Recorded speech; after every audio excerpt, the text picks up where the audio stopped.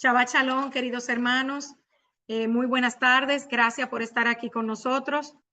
Le damos la bienvenida a esta clase que vamos a tener en esta tarde. Y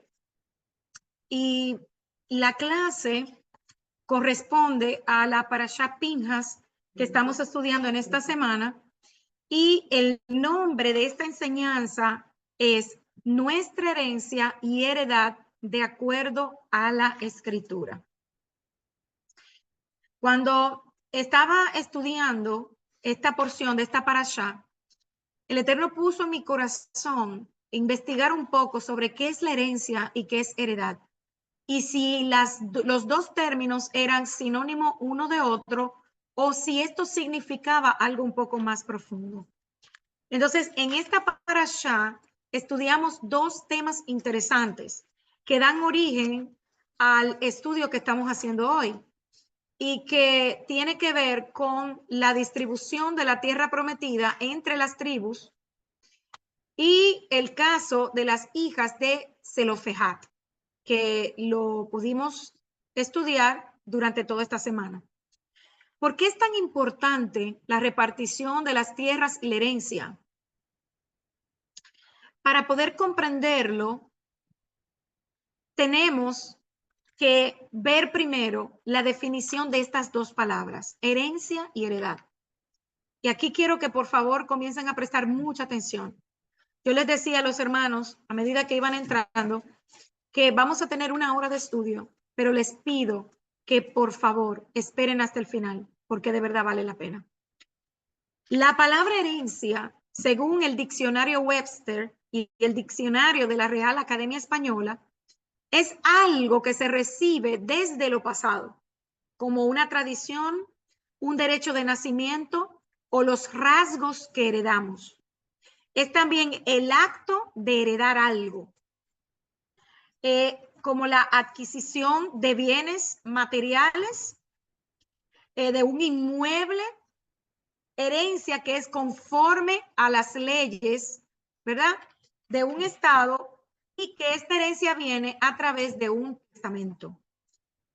Esto también significa la sucesión tras la muerte de un propietario, ya sea por testamento, como acabamos de ver, o porque es repartido a través de una ley que da el Ministerio de Ley de todos los bienes, los derechos y las obligaciones del difunto. La palabra para heredad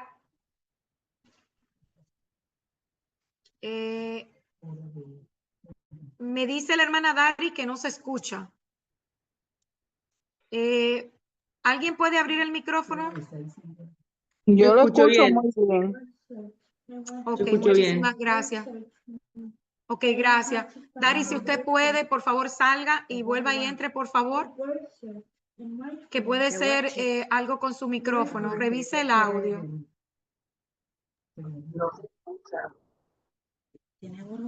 Ok.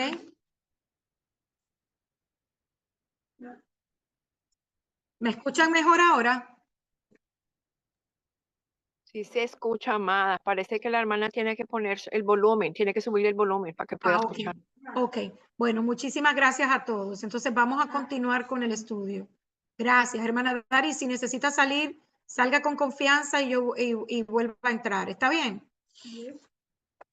Entonces, la palabra para herencia es la palabra hebrea nakhala. Y la palabra nakhala es en el Strong la 51-59 y define como herencia, posesión, algo heredado, ocupación, también como si un patrimonio, como una finca o una propiedad. También traduce como algo heredado, algo que se ocupa, una reliquia de familia, una herencia, un patrimonio o una porción. También en su sentido de uso normal puede traducir como bienes, heredad, que es la otra palabra que vamos a ver qué significa, heredar, herencia, poseer, posesión. Todo esto es lo que significa en hebreo la palabra herencia. En griego la palabra es la 2817 en el Strong y es cleronomía. Y la palabra cleronomía también significa herencia, heredad, una herencia. Entonces, viendo este concepto, vamos a ver qué es lo que significa la palabra heredad. La palabra heredad, de acuerdo al diccionario, es una porción de terreno que puede ser cultivado o no, perteneciente a un mismo dueño, o sea, que pertenece a un mismo dueño, en especial la que es legada tradicionalmente a una familia. Puede ser una hacienda de campo, puede ser un bien como una casa o posesiones. Una heredad también viene del latín hereditas y es la acción y efecto de heredar. O sea, estas dos palabras, aunque no son sinónimas, están muy relacionadas una con la otra. La heredad comprende la vivienda familiar, así como, por ejemplo, un granero que tenga la casa, un almacén, huertos, terreno de labranza, todo esto es heredad. El trabajo en la heredad se hacía en los tiempos antiguos de manera independiente, pero todo lo que tiene que ver con el terreno es lo que es la heredad. Entonces, de acuerdo a la escritura, la Biblia, la herencia en la Biblia se refiere a la transmisión de propiedades, riquezas o tierras de una generación a la otra. En el Antiguo Testamento, la palabra, como vimos, es nahala y significa posesión o propiedad heredada. Las leyes de la herencia en Israel se establecieron entre los mismos miembros de la familia, sobre todo entre los varones, como vimos esta semana en el pasaje de Números, capítulo 27, del 8 al 11. Y en sentido figurado, la herencia se utiliza en el antiguo pacto para representar la promesa y la bendición de Dios a su pueblo, como la tierra de Canaán para los israelitas. En el nuevo pacto, la herencia se amplía para incluir las bendiciones espirituales y la vida eterna, que se recibe a través de Yeshua y para nosotros, los creyentes en Yeshua, convertidos en hijos. La herencia se menciona 225 veces en la escritura, lo que subraya su importancia para nosotros como creyentes. Y Proverbios 13:22 fomenta la acumulación de herencias mundanas. La Biblia nos enseña que la herencia es algo más que una riqueza material. Implica dejar a nuestros hijos y nuestras generaciones sabiduría, valores y virtudes que van a ser pasados de una generación a otra. Es por eso que la Escritura dice que nuestras acciones van a ser medidas por el legado que nosotros dejemos en la tierra, sean buenos o sean malos. Esto es parte de la herencia. Entonces, los que no esperan en el eterno, dice la Escritura, que no heredarán el reino de Dios. Y nuestra herencia en Yeshua es celestial. ¿Por qué? Porque todo esto fue establecido desde los cielos. Entonces, en sentido literal, la herencia se refiere a la transmisión de bienes o riquezas. En sentido figurado, la herencia representa la promesa y la bendición de Dios a su pueblo. El antiguo pacto hace hincapié en la alianza y la fidelidad de Dios, mientras que el pacto renovado relaciona la herencia con la adopción y la herencia futura de los creyentes en el reino de Dios. Entonces, la herencia como concepto espiritual es dada a nosotros porque para nosotros poder entender todo esto tenemos que comprender que la herencia es un legado divino y que las bendiciones que los creyentes reciben de Dios es un concepto fundamentalmente arraigado en la Torá y se apoya en diversas referencias bíblicas. En Efesios 1, 11 al 14, el apóstol Pablo habla de que los creyentes están predestinados a la herencia. Y en Primera de Pedro 1, 3 al 4, se describe como una herencia imperecedera, incontaminada e inmarcesible, guardada en los cielos. Se pueden establecer paralelismos entre la herencia terrenal y la herencia espiritual. Al igual que los herederos terrenales reciben la herencia de sus padres, los creyentes son herederos de Dios y coherederos con Yeshua, de acuerdo a Romanos 8, 17. Y esta herencia espiritual incluye promesas, grandes promesas, como por ejemplo el que seamos elegidos, como dice Efesios 1:4. Anteriormente pensábamos que nosotros elegíamos a Dios, pero es todo lo contrario. Él nos elige a nosotros. La posesión eterna, como lo describe Hebreos 9:15, y ser bendecido con toda bendición espiritual en los lugares celestiales en Cristo, como nos lo dice Efesios capítulo 1, versículo 3. Entonces, en resumen, la herencia espiritual es un concepto muy poderoso que aporta a los creyentes un sentido de pertenencia, de identidad y de propósito. Es un legado divino lleno de promesas y atributos que reflejan el amor, la gracia y la generosidad del Eterno hacia los llamados según su propósito. Es por eso que nosotros debemos sentirnos bendecidos de que Él nos eligió. ¿A cuántos Él no ha llamado y han cerrado la puerta? ¿A cuántos ha llamado y no oyen su voz? Entonces nosotros somos bendecidos. La herencia es un concepto divino que, como estamos viendo, está muy arraigado en la Escritura. En el Antiguo Pacto, el Eterno estableció directrices para transferir tierras y posesiones dentro de las tribus, dentro de las familias. El proceso de herencia se describe en varias referencias bíblicas, especialmente aquí en el libro de Números y en la porción que estamos estudiando. Además, Número 27 describe las condiciones, y eso lo vamos a ver en un rato más detallado, de cómo cada tribu iba a recibir la herencia, pero también algo muy interesante y un caso especial que marca un antes y un después en la Escritura, que es el caso de las hijas de Zelofejat. ¿Por qué? Porque en la antigüedad la tierra era recibida por el varón, el hijo varón.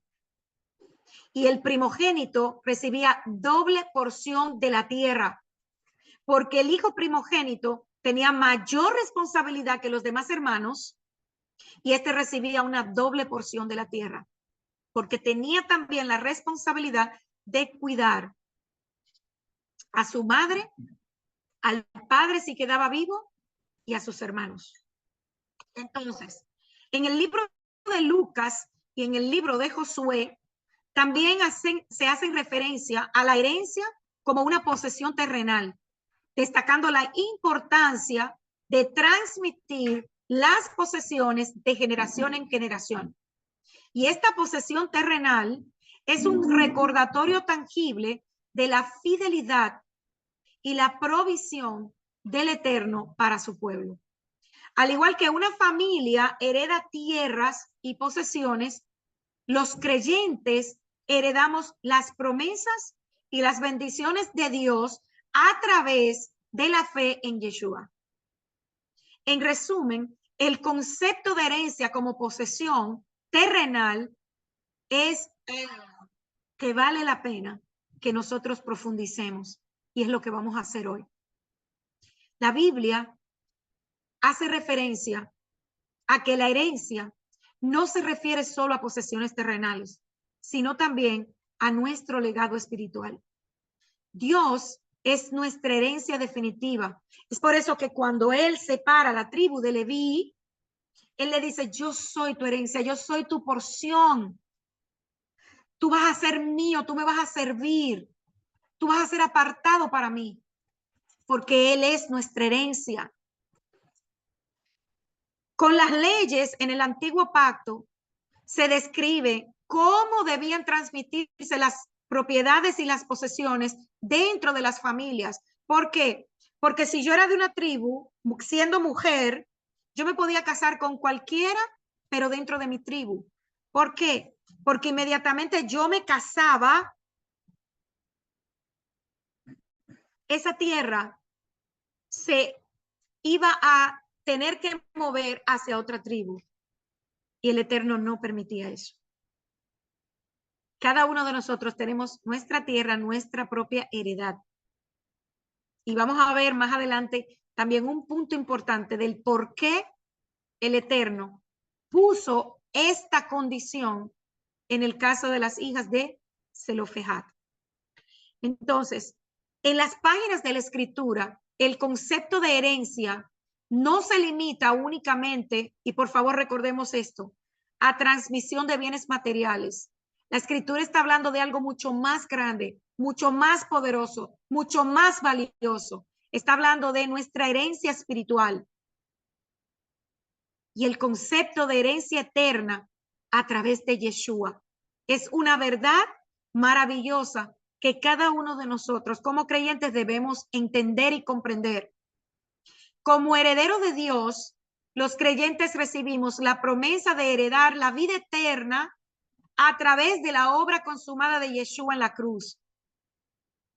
Pues es por la gracia de Dios, no es por obra ni por nada que nosotros hayamos hecho que recibimos este regalo inmerecido. Primera de Pedro nos recuerda nuestra herencia y que esta debe ser incontaminada e inmarcesible, guardada en los cielos para nosotros. Y no estoy diciendo que vamos al cielo, no, sino que todo esto fue dispuesto desde los cielos, desde el trono. El concepto de herencia está muy entretejido también desde el principio. Desde Génesis 15, versículos 3 y 4, se habla de una herencia material. Cuando el Eterno le promete a Abraham una tierra física para sus descendientes. Esta promesa se cumplió cuando los israelitas entraron en la tierra prometida. Y el libro de Hebreos 1:2 profundiza en la herencia espiritual, subrayando que todo se hizo por medio de Yeshua, heredero de todas las cosas. La consumación del tiempo y el papel de Yeshua en la creación están también entrelazados con la idea y el concepto de lo que es herencia. Esto sitúa a Yeshua como la culminación, amados, la culminación de todas las cosas y el vehículo a través del cual se cumplen los propósitos de Dios para su creación.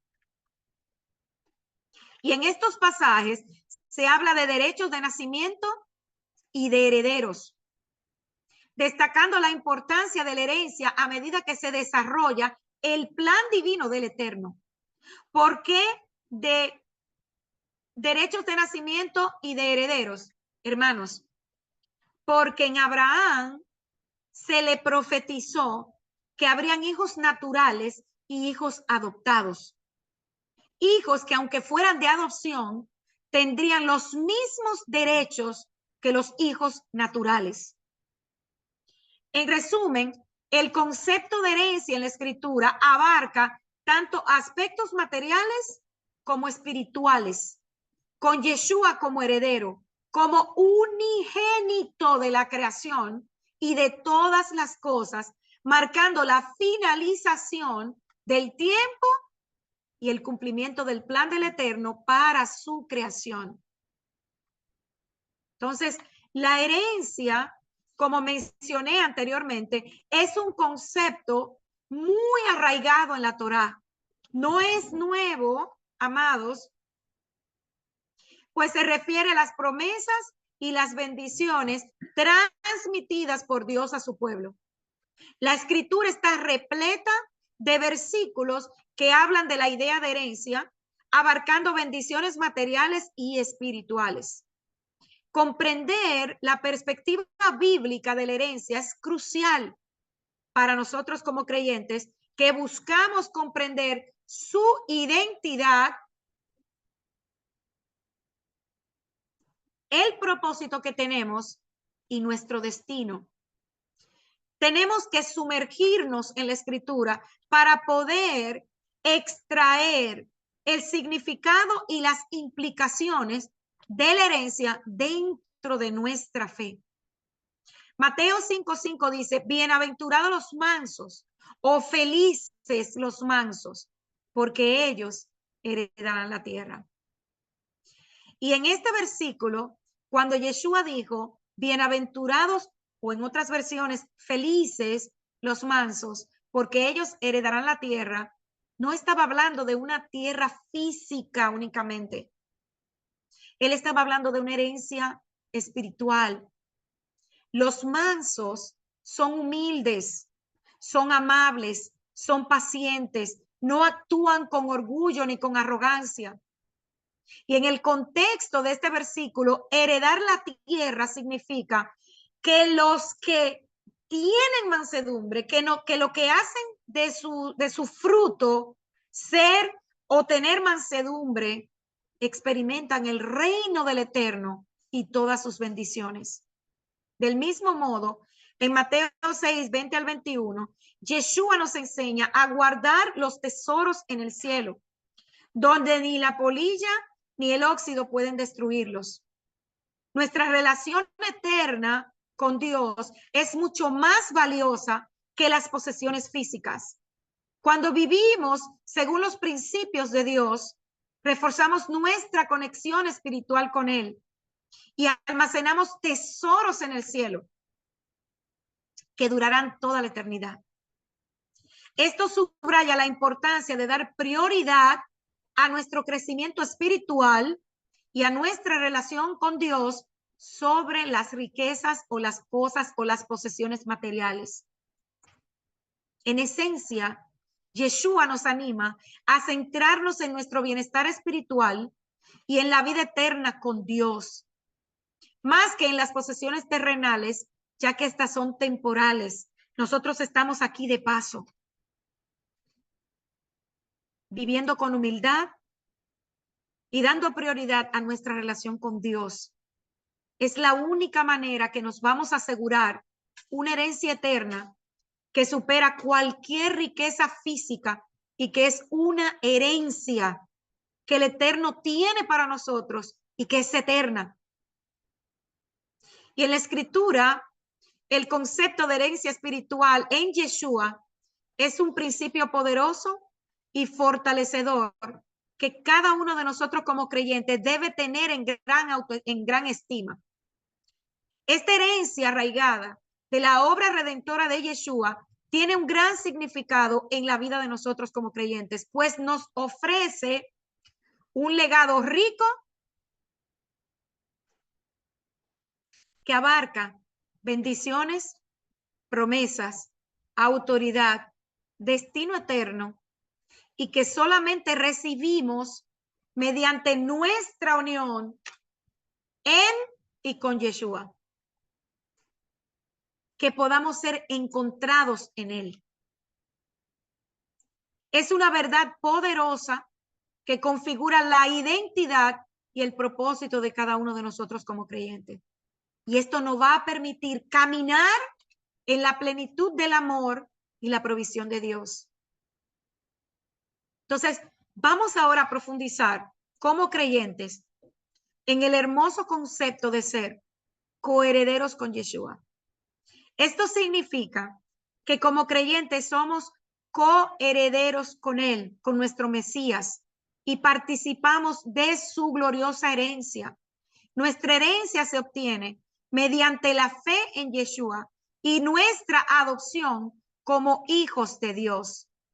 Al igual que Yeshua es el Hijo amado del Padre, nosotros somos adoptados en la familia de Dios y nos convertimos en herederos de su reino. Ahora bien, Marley, pero ¿y entonces qué pasa con los judíos? ¿Ellos son adoptados? No. Ellos son hijos naturales. Nosotros somos adoptados porque nosotros estábamos en las naciones, porque nosotros nos olvidamos de los pactos, y aunque quizás alguno de nosotros tenga alguna raíz judía, nuestra familia se alejó, nuestra familia se asimiló, cambiamos el Dios de Israel por dioses falsos, y la única manera de nosotros volver al pacto es a través de Yeshua. Somos adoptados, pero con los mismos derechos, pero también responsabilidades que los hijos naturales. Mediante la obra del Espíritu Santo, o sea, del Ruach HaKodesh, se nos asegura nuestra condición de coherederos con Yeshua y podemos caminar en la confianza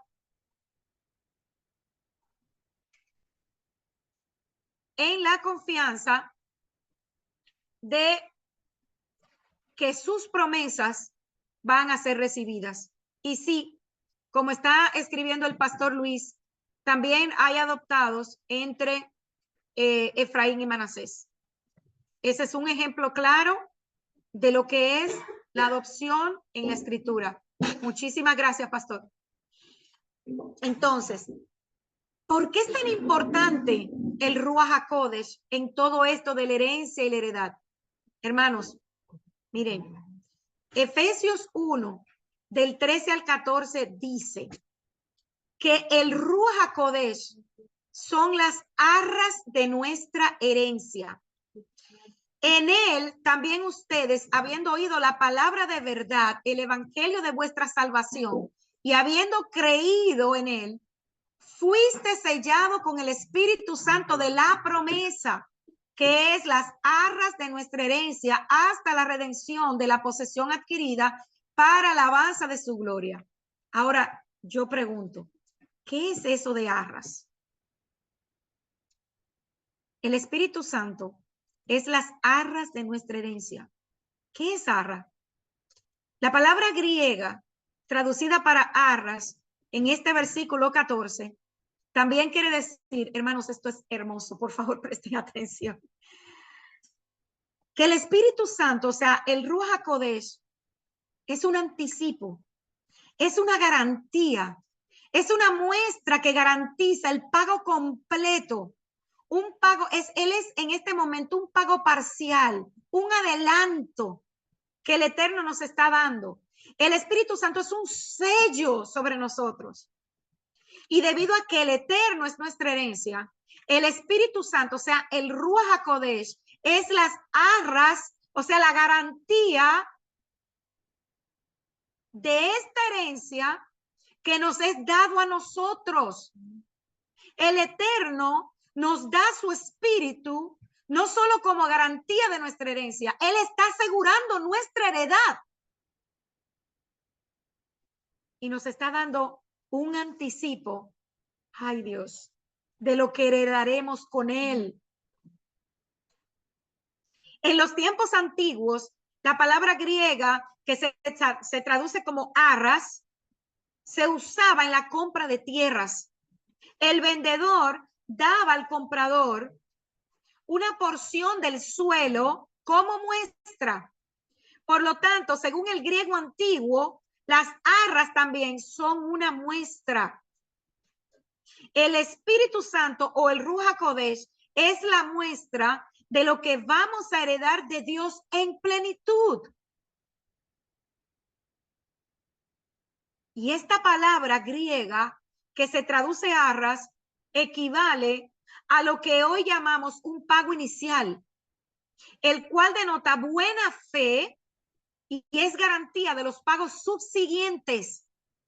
Entonces, las palabras arras, prenda y garantía tienen similar significado y se refieren a un pago que se garantiza, ¿verdad? Que se hace por adelantado, pero que garantiza la cancelación del saldo. Ay. O sea que el Eterno nos dio un anticipo para que estemos seguros de lo que nosotros vamos a recibir como heredad en su plenitud. Al disfrutar de la muestra de este Ruach, esto es maravilloso. Lo que nos está diciendo el Eterno es que Él está asegurándonos que al llevar con nosotros su espíritu, nosotros recibiremos la herencia. Alguien que tenga un campo y siembre manzanas, frutas, puede ser fresas, duraznos. Supongamos que usted vaya a vender ese campo y usted le está diciendo a la persona que usted le va a vender, mira, yo te voy a dar esta muestra, toma esta canasta, toma este saco de las frutas, pruébalas, prueba esta cosecha, prueba lo que da esta tierra. Entonces, esos duraznos, fresas, bananas, lo que sea que usted está dando de anticipo, le está garantizando a la persona que va a comprar esa tierra que el fruto es bueno, que la tierra es buena, que la tierra es productiva, que no hay pérdida, hermanos, que todo lo que va a recibir es bendición. Al mismo tiempo, el Ruach HaKodesh, el Espíritu Santo, es también una muestra y un anticipo que nos permite saborear un poco del Eterno, mas el disfrute completo está por venir. Nosotros, como herederos de Dios, por medio de Yeshua, tenemos una posición única y especial. Esto significa que somos coherederos. Grábese, por favor, esta palabra en su mente. Usted tiene identidad. Usted no es hijo bastardo. Usted no está sin padre. Usted tiene identidad. Usted tiene un padre. Yeshua dijo que nosotros somos coherederos con él porque somos hijos de Dios. Y Efesios 3:6 dice que los creyentes son coherederos, lo que significa que se les ha concedido la misma herencia que tiene Yeshua. Gálatas 3:27 al 29 subraya además que los creyentes mediante su fe en Yeshua se han revestido de él y se han convertido en herederos según la promesa de Abraham. Y en Romanos 8, del 16 al 17, se afirma que los creyentes son hijos de Dios y por lo tanto herederos. Se les considera coherederos con Yeshua, lo que significa que tenemos el mismo derecho a la herencia y a la vida eterna. Y esta herencia incluye la bendición de tener el Espíritu Santo del Eterno en nosotros. Efesios 1, 10 al 11 habla de la finalidad última de esta condición de coherederos, afirmando que los creyentes han sido predestinados a una herencia que es por designio divino y que todo lo que realiza conforme al plan de su voluntad, o sea, todo se realiza de acuerdo al plan que Dios ha establecido. Y esto significa también que la herencia conjunta con Yeshua forma parte del plan divino de Dios para los creyentes. Mis queridos hermanos, necesitamos profundizar un poco en estos conceptos. Como hijos de Dios, nuestra herencia es imperecedera, incontaminada, es inmarcesible. Si nos mantenemos apartados de las cosas del mundo y en obediencia, nuestra herencia es un tesoro celestial, reservado desde la santidad del cielo por la mano misericordiosa de nuestro Señor. Y esta herencia no la ganamos nosotros. No hay nada que nosotros podamos hacer que nos haga dignos. Todo esto lo recibimos a través del don, del favor inmerecido de Dios. Y esta herencia, y esto es importante, hermanos, esta herencia está entrelazada totalmente con la revelación de Yeshua y la promesa de nuevos cielos y nueva tierra. Nos convertimos en herederos de esta herencia gloriosa y eterna mediante la salvación que nos trajo nuestro Adón Yeshua HaMashiach.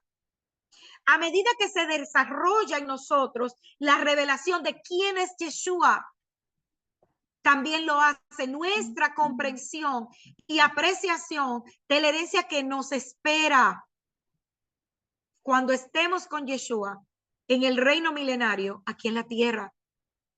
Es por esto que es tan delicado, tan triste ver cómo hay muchos se están negando a Yeshua. Y a medida que profundizamos en Yeshua, podemos entender cuando Él dice que Él es el camino, que Él es la verdad y que Él es la vida. Los mismos tres términos con los que se define la palabra Torah. La Torah es vida, la Torah es el camino, la Torah es la verdad, porque Yeshua es la Torah viviente. Y Yeshua es el único medio, es la única puerta, es la única forma en la que nosotros podemos tener entrada en las promesas dadas a Abraham para el pueblo de Israel. Seamos hijos naturales o adoptados con los mismos derechos.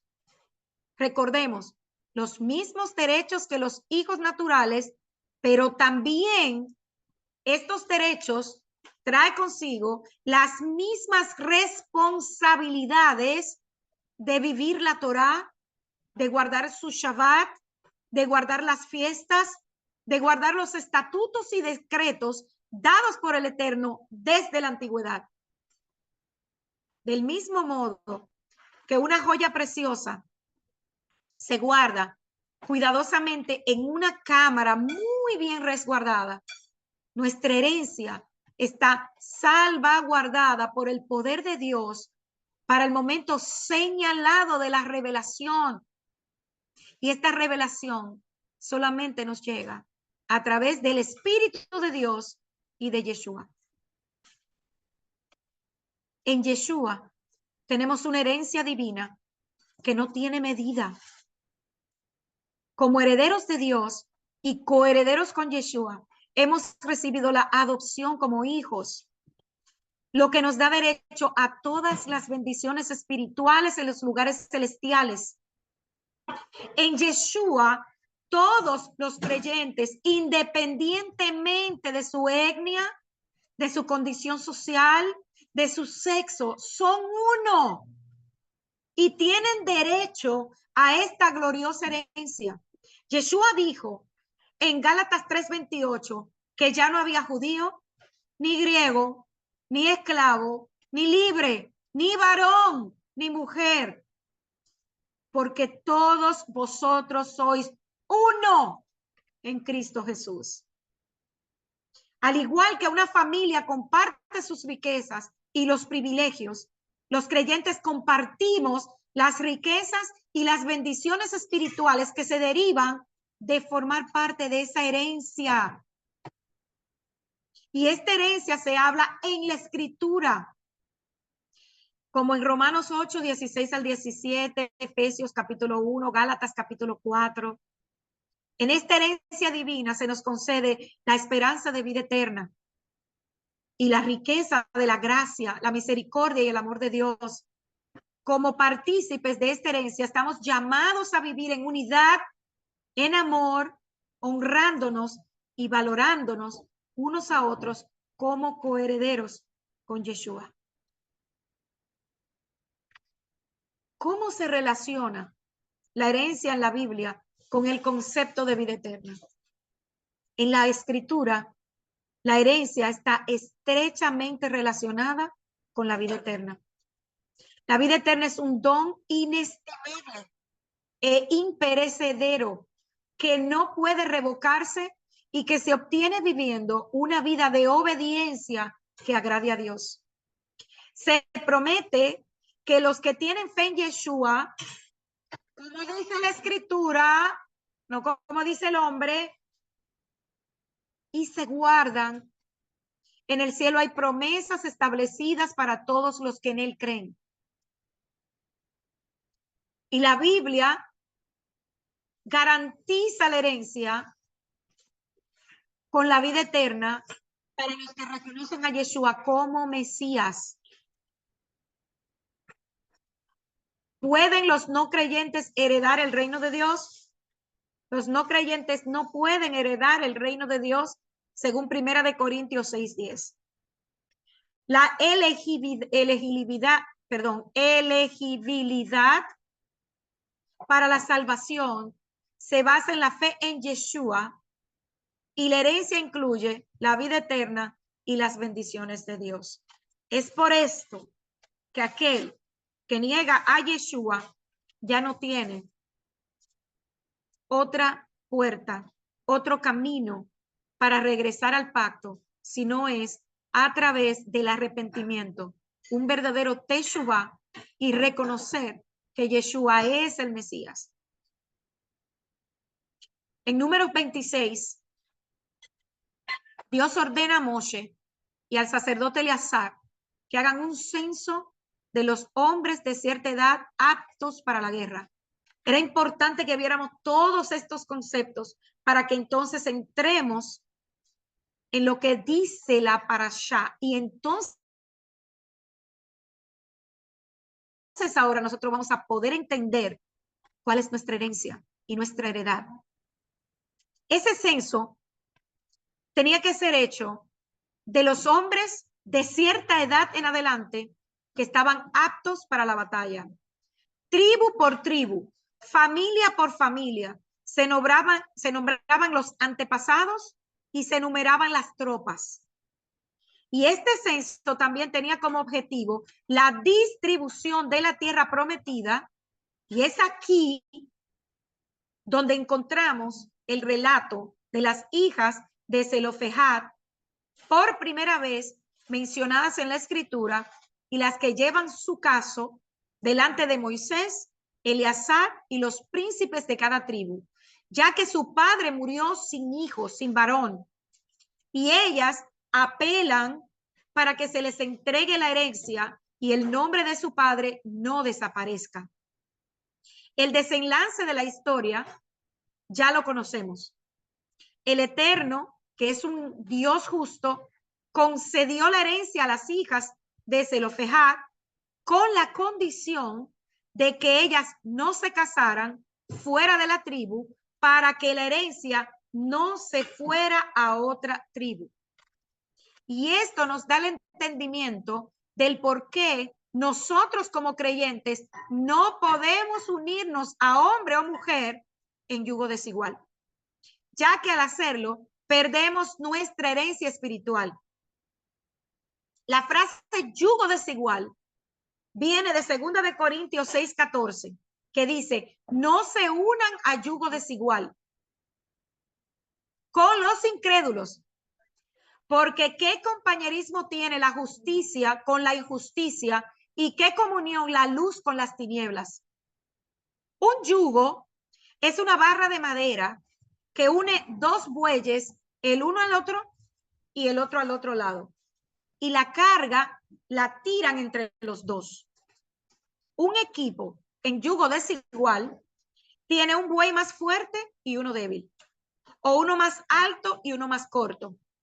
El buey más débil o corto camina más lento que el más alto o más fuerte, haciendo que la carga ande en círculos. Cuando los bueyes están en yugo desigual, no pueden realizar la tarea indicada. En vez de trabajar juntos, están en desacuerdo el uno con el otro. Uno va hacia un lado y el otro buey va hacia el otro lado, haciendo la carga más ligera para uno y más pesada para el otro. La advertencia de Pablo en 2 de Corintios 6:14 es parte de un discurso mucho más grande que se le da a la congregación o iglesia en Corinto sobre cómo debe ser nuestra vida como creyentes. Él los disuadió de estar en una asociación desigual con los incrédulos, porque los creyentes y los incrédulos son opuestos, como la luz y la oscuridad. Son opuestas. Entonces, nada tenemos en común con los incrédulos. Yeshua no tiene nada en común con ningún dios pagano. Pablo usa aquí la palabra indignidad o vileza en el versículo 15, que significa indignidad o vileza, valga la redundancia, para referirse al Satán, al maligno. Nada tiene que ver Dios con él, absolutamente nada. Entonces, el yugo desigual a menudo se aplica a las relaciones comerciales, a las relaciones de trabajo, a las relaciones de matrimonio. Entrar en una alianza entre un creyente y un incrédulo para matrimonio es la receta perfecta para el desastre. No tienen nada en común. ¿Saben qué pasa? Al final, casi siempre es el creyente el que se encuentra presionado para abandonar sus creencias, sus valores y termina cediendo para poder complacer al incrédulo. Uniendo un creyente con un incrédulo es esencialmente unir dos polos opuestos que hace una relación muy difícil. Entonces, el tema de la herencia en el antiguo pacto comienza con la promesa dada a Abraham, la cual se centra alrededor de tres componentes fundamentales y que se interrelacionan entre sí: la tierra, los descendientes y la presencia del Eterno. Y aquí sí quiero que se amarren los cinturones, porque ahora sí que vamos a aprender cosas que de verdad que yo me quedé maravillada con lo que vamos a escuchar ahora. El desarrollo posterior de la promesa registrada en la Torá agrega nuevas facetas, tales como el pacto, el juramento y el tabernáculo. Y todos estos están estrechamente relacionados con un componente adicional: el Shabbat. Posteriormente, durante la monarquía, o el reinado de David, el arca encuentra su lugar de reposo en el templo. En vista del exilio y la destrucción del templo, la herencia de la tierra es reformulada en términos de un templo restaurado. Jerusalén o Sión, en una tierra renovada o restaurada, representada en la promesa de cielo nuevo y tierra nueva, especialmente detallada en Isaías 65 y capítulo 66. La promesa de los herederos también se desarrolla desde los patriarcas hasta la nación de Israel y eventualmente hasta el rey David, o sea, el reinado de David. Después del exilio, la promesa de los descendientes se asocia de manera creciente con un remanente justo y el Mesías, Yeshua. Comenzamos entonces rastreando la promesa que se enfoca en la tierra desde cuando fue esta promesa dada a Abraham. Aquí inicia todo. Y la Torá registra el cumplimiento inicial de esta promesa, enfocándose en los primeros descendientes, tanto en Génesis como en la primera parte del libro de Éxodo. Y luego en la promesa de la tierra, que se relaciona de manera inseparable con la presencia de Dios en el resto del libro de Éxodo, hasta el libro de Josué. La promesa de Dios fue articulada primeramente a Abraham, no Abraham. Su nombre se cambia luego. Abraham, como es llamado en un inicio.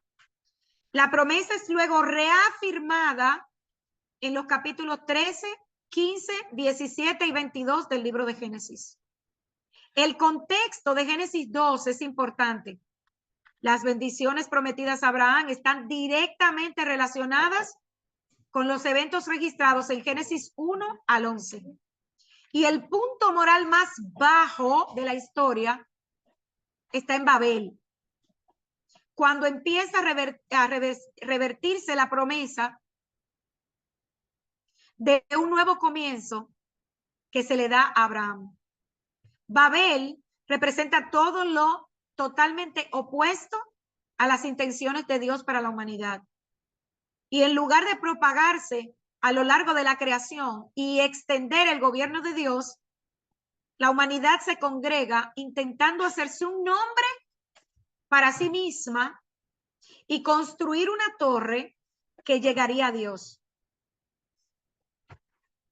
En Génesis 12, 2 y 3, el Eterno dice que haría de Abraham una nación, que bendeciría a Abraham y engrandecería el nombre de Abraham. Haría que Abraham fuese instrumento de bendición, bendeciría a quienes bendijeran a Abraham, maldeciría a quienes maldijeran a Abraham y bendeciría a todas las familias de la tierra a través de Abraham. Todos estos elementos esenciales de la promesa divina, tierra, herederos y la presencia del Eterno, aparecen en Génesis 12. Y cada articulación posterior expande su alcance y lo confirma. En Génesis 15, la amenaza aparece con la falta de un heredero y se supera, porque el Eterno tiene todo en control, con la declaración que el Eterno le da a Abraham de un heredero que vendría de su simiente. La fe de Abraham, destacada en el versículo 6, se encuentra con una renovación de la promesa de la tierra en el versículo 7. La certeza de esta promesa es formalizada con un pacto, como se registra en el versículo 18. Entonces, 13 años más tarde, después de la amenaza que representó el nacimiento de Ismael, la promesa es reafirmada y expandida en Génesis 17. Y no solo los descendientes de ahora Abraham serían incontables, sino que incluye naciones y reyes, como se registra en Génesis 17:6. La tierra es ahora identificada como toda la tierra de Canaán. El nacimiento milagroso de Isaac, el hijo prometido, se registra en Génesis 21. Y este nacimiento representa el primer cumplimiento tangible de la promesa divina, la herencia. Esa prueba revela la confianza plena de Abraham en la fidelidad de Dios. ¿Estamos nosotros confiando en la fidelidad de Dios? Entonces, la promesa dada posteriormente a Isaac en Génesis 26:1 y a Jacob en Génesis 28, al salir Jacob de Canaán hacia Egipto, el Señor le asegura que sus descendientes regresarían. Y el deseo de Jacob de ser enterrado en Canaán, cuyo cumplimiento se registra en Génesis 50, muestra su confianza en la promesa relacionada con la tierra. Así también en Génesis 50 finaliza con los herederos de la promesa por fuera de la tierra prometida. El deseo de José al morir de que sus huesos fueran enterrados en Canaán apunta al cumplimiento futuro de la promesa de la tierra. Entonces así llegamos al libro de Éxodo. Y el libro de Éxodo inicia con indicaciones claras de que la promesa de los descendientes estaba cumpliéndose. Y esto lo podemos ver en Éxodo 1:7, cuando dice que los hijos de Israel eran fecundos y se multiplicaron y llegaron a ser poderosos en gran manera, y la tierra se llenó de ellos. Sin embargo, los descendientes de Abraham se hicieron esclavos fuera de la tierra prometida. Así que el Eterno se le revela a Moshe en Horeb, el monte de Dios, como Yahvé, el Dios de Abraham, Isaac y Jacob, y anuncia su intención de liberar a Israel en Éxodo capítulo 3. Desde el primer encuentro con el faraón, el Eterno se revela aún más a Moisés en términos de la promesa y los pactos abrahámicos. El éxodo milagroso de Egipto llevó a Moisés a ofrecer una canción de alabanza que es conocida como el canto de Moisés, y que en el libro de Apocalipsis se vuelve a mencionar como que cuando estemos reunidos en el segundo éxodo, vamos a entonar ese cántico más el cántico del Mesías. Entonces, necesito el cable, se está descargando. Después de 3 meses en el desierto, las personas comenzaron a quejarse. Ya estaban en la montaña, en el monte Sinaí, lo cual está registrado en el libro de Éxodo capítulo 19. Y el objetivo inmediato de Éxodo era adorar al Eterno, como Moisés le dijo al faraón. Cuando analizamos el libro de Éxodo y entonces llegamos al libro de Levítico, encontramos un concepto fundamental también para el tema de la herencia. Y esta es la convicción de que aunque Dios da la tierra a su pueblo como herencia permanente, la tierra le pertenece y le pertenecerá siempre al Eterno. Levítico 25:23 dice, la tierra no se venderá en forma permanente, pues la tierra es mía, porque ustedes son forasteros y peregrinos para conmigo. Así que aunque los israelitas ocupaban y poseían la tierra, solo el Eterno es dueño de ella. Y el hecho de que la tierra le pertenece a Dios significa que ella es santa.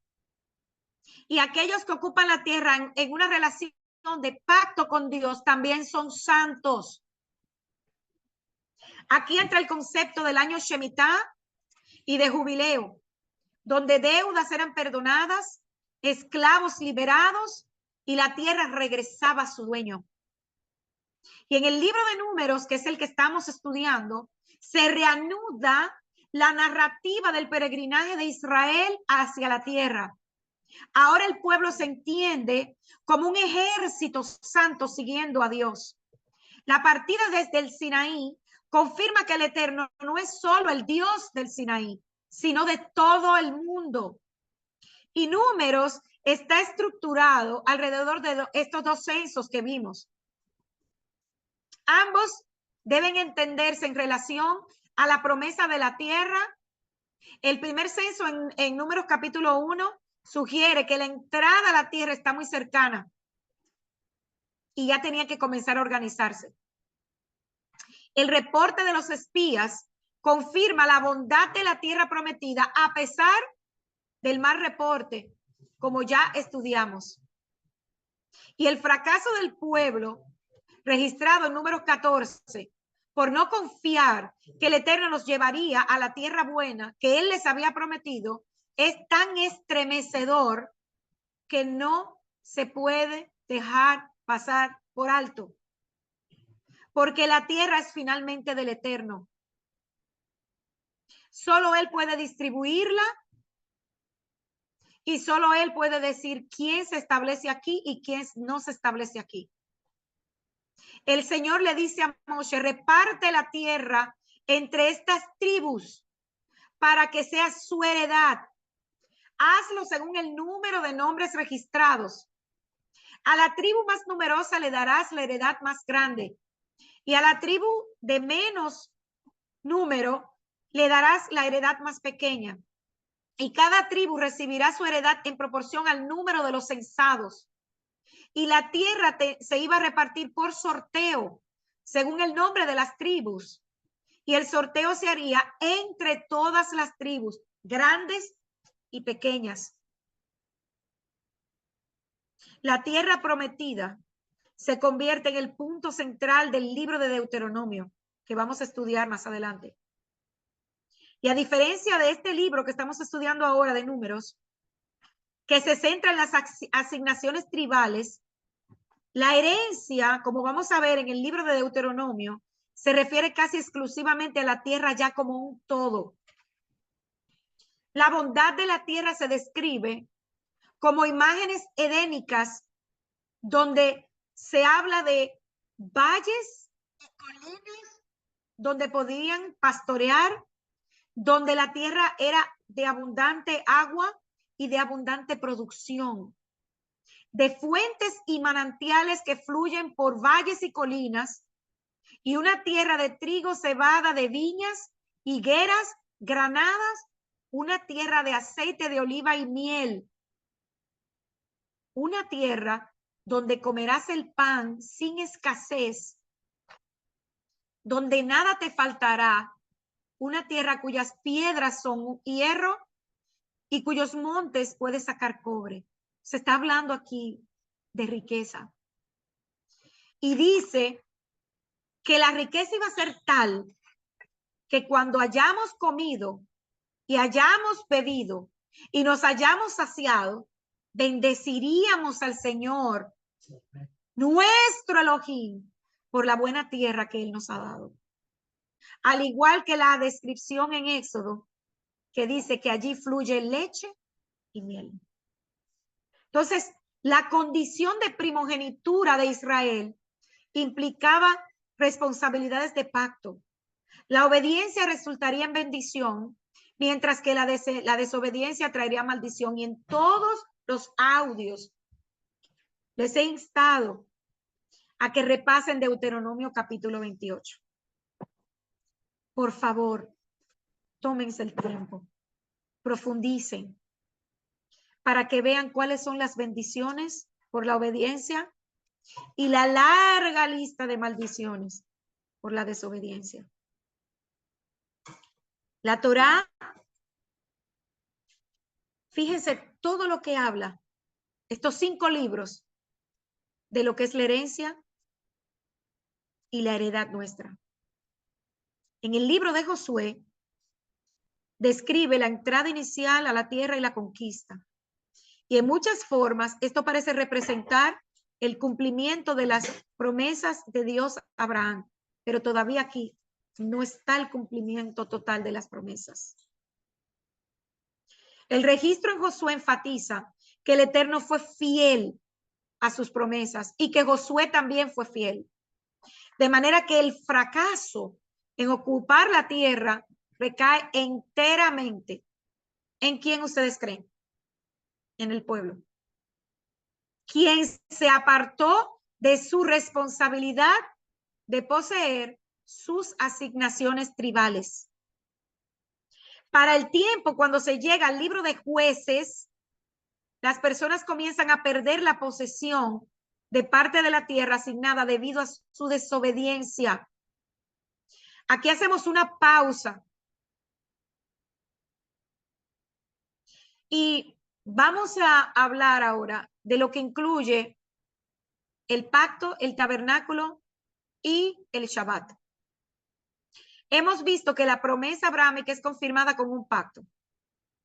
Hemos visto en varios estudios que hemos hecho, tanto mi persona como el pastor Luis, que nos acompaña, que si usted no entiende el pacto abrahámico, no va a poder entender la escritura. El pacto abrahámico, su cumplimiento está en Yeshua. Entonces, este pacto se vuelve la base para la seguridad del éxodo y de la posesión de la tierra por parte de Israel. Los eventos que llevan al Sinaí muestran la relación clara entre el regalo que Dios hace de la tierra, su presencia y su elección de Israel. también está relacionado estrechamente con el pacto que Dios hizo y las leyes que están asociadas a él. El tabernáculo y más adelante el templo representa el cumplimiento de la promesa de que él habitaría en su pueblo. El fuerte contraste entre la adoración verdadera y la adoración falsa es acentuado con el desastre del episodio del becerro de oro. Cuando el pueblo hace su propio Dios con el oro que habían traído de Egipto y lo adora. Y este registro triste que aparece en Éxodo capítulo 34 irrumpe interrumpiendo el enfoque de lo que sería el tabernáculo, la morada del Eterno.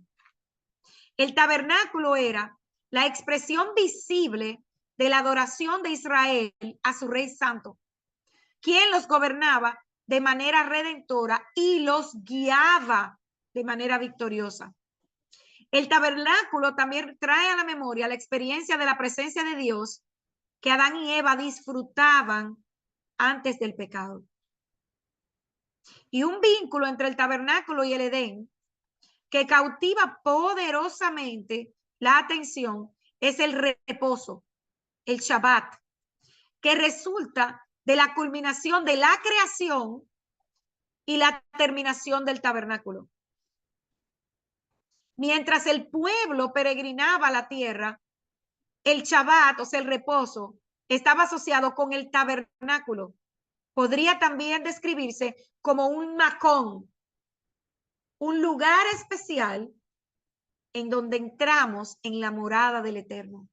Eso es el Shabbat. Entonces, la intercesión entre la adoración y el tabernáculo y el día de reposo que comenzó desde la creación, es particularmente evidente la conexión entre estas tres cosas. El Shabbat conecta directamente con la adoración y el tabernáculo, o sea, la presencia física del Eterno dentro de su pueblo. Y Éxodo 28:8-11 explica el Shabbat en términos del reposo propio de Dios después de la creación y aludiendo a Génesis 1:1. Y estrictamente hablando, no se refiere a sábado, sino al séptimo día, ya que los días no se les dio nombre. Eso se hizo más adelante con la creación de los diferentes calendarios. El término sábado, no obstante, se deriva del verbo hebreo usado para denotar la creación, o sea, Shabbat. Y a pesar de que hoy muchos dicen, no, que ese es el Dios de ese día, recordemos que el Shabbat no es de 12 a 12. El Shabbat inicia a la caída del sol del viernes y termina a la caída del sol en el día de reposo. Nosotros no estamos dentro del calendario ni gregoriano ni de otro calendario.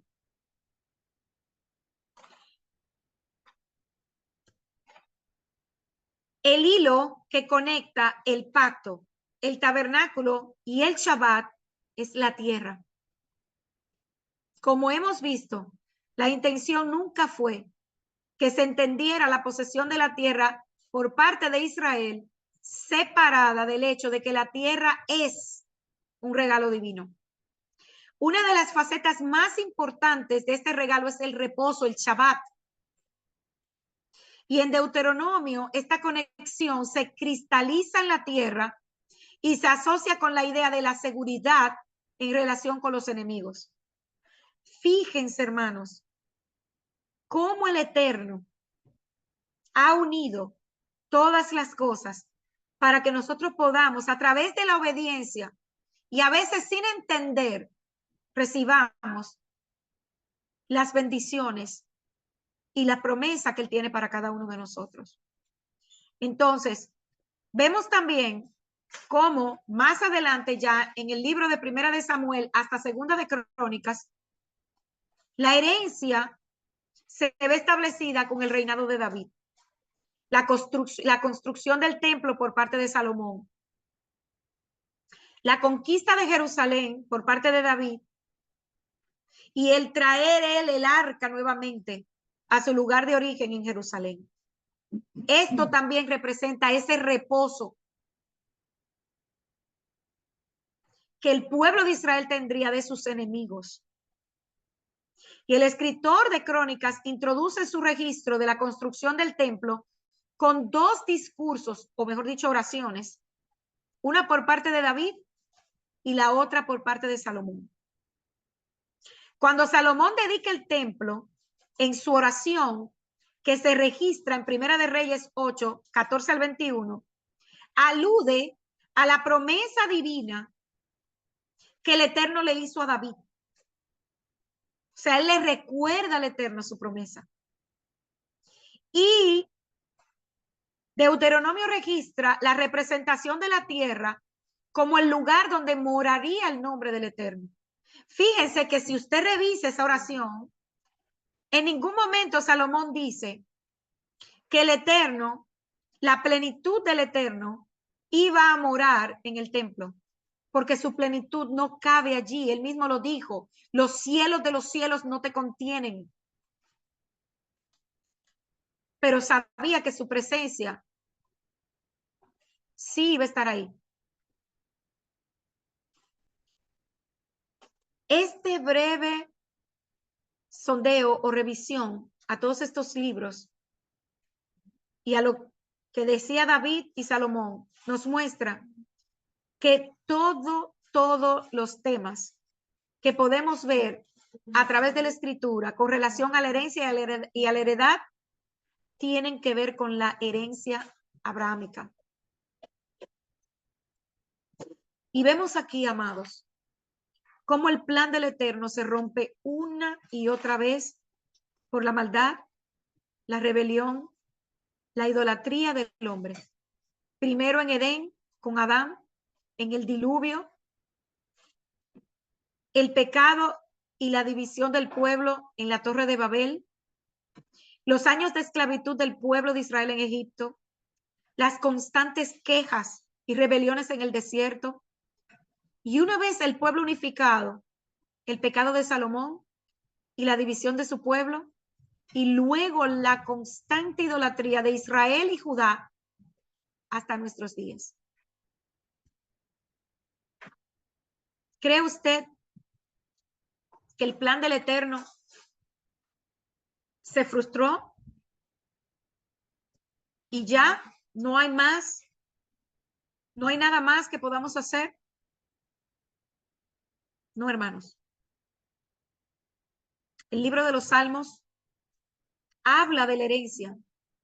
Influye significativamente tanto el concepto de herencia y heredad en los Salmos que si miramos cada uno de los salmos, veremos que siempre habla de líbranos de mis enemigos, de todo lo que tiene que ver con la tierra, de tus promesas, lo que tú me has prometido, de que yo confiaré en ti. Es claro que muchos temas importantes como el reinado de David, el templo, están firmemente unidos a las promesas de Abraham de la tierra, los descendientes y la presencia del Eterno. Recuerde siempre estos tres conceptos. Sión es el lugar elegido por Dios para que habitemos, donde vamos a habitar. Sión está ubicada en un monte alto y de dimensiones cósmicas. Sión es un lugar seguro. Y finalmente Sión es el lugar donde las bendiciones, la presencia del Eterno son experimentadas allí. Y según dice la palabra, va a ser el lugar en donde se va a levantar el reinado milenario de Yeshua. Y si seguimos escudriñando, veremos de manera abundante el tema de la herencia y la heredad en el libro de Isaías también. Por cuestión de tiempo, no vamos a poder entrar en ello, pero todo lo que tiene que ver con herencia y heredad también está en el libro de Isaías, al igual que en el libro de los Salmos. El trasfondo de todo lo que tiene que ver con nuestras promesas también está en el libro de Hebreos. Y este libro lo vamos a estudiar a profundidad. Pero antes de terminar el estudio de hoy, quiero traerles lo que dice el libro de Hebreos con relación a estas promesas. Dice así: Dios en su riqueza o economía no solo realiza grandes operaciones, sino que además posee formidables riquezas en sí mismo. En su operación, Él ha realizado muchas cosas y realizará muchas más. Él también creó y produjo muchas cosas y designó al Hijo, no solo para que sea el ejecutor, sino para que también sea el heredero. O sea, Yeshua es el ejecutor y heredero de las promesas. Hebreos 1:2 dice que Dios hizo el universo por medio del Hijo y que Él designó al Hijo como heredero de todo. Colosenses 1:16 dice que todas las cosas fueron creadas por el Hijo y para el Hijo.